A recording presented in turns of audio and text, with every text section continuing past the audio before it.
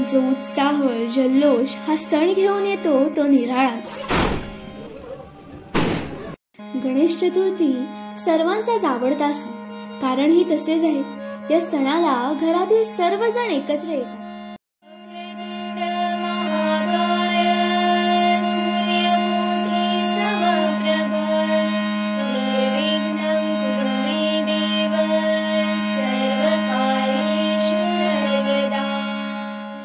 आईने बालपणी शिकवलेला पहिला श्लोक, लिहायला शिकवलेलं पहिलं अक्षर श्री।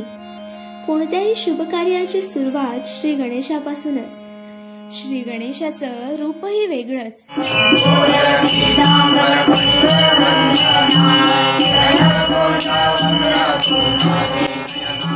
लंबोदर म्हणजे अनेक गोष्टी पोटात साठवून ठेवणारे मोठे पोट। उतावळेपणा नको हे सुचवणारे त्याचे पाय।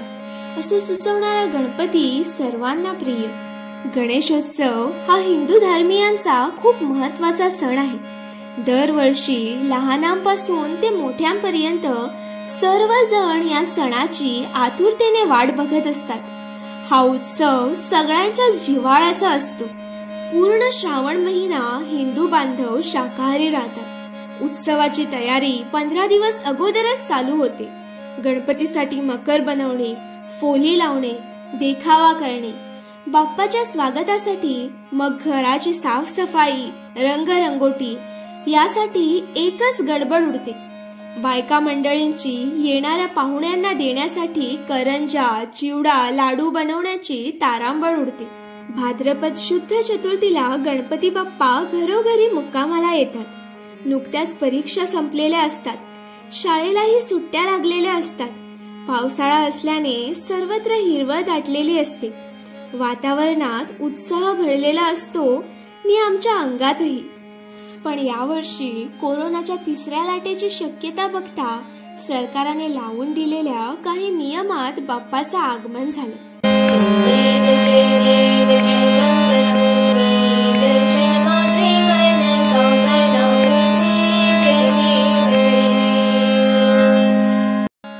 काही जणांकडे 1.5 दिवस, काही ठिकाणी 5 दिवस, 7 दिवस, कुठे 10 दिवस, अनंत चतुर्दशी पर्यंत श्री गणेशाच्या मातीच्या मूर्तीची प्रतिष्ठापना केली जाते। मखराला खरी शोभा येते। मंडळी, गणपतीला लागणारं जास्वंदीचं फूल आणि दुर्वा यांना फार महत्व आहे। जास्वंद मुळातच औषधी आणि दुर्वा देखील। बाप्पाला नैवेद्य लागतो तो 21 मोदकांचा। आरती करून मोदकांचा प्रसाद आम्हाला मिळणार असतो। दुपारी चढ्या आवाजात झांजाच्या तालावर आरत्या म्हणायला खूप मज्जा, खरं ऊत येतो।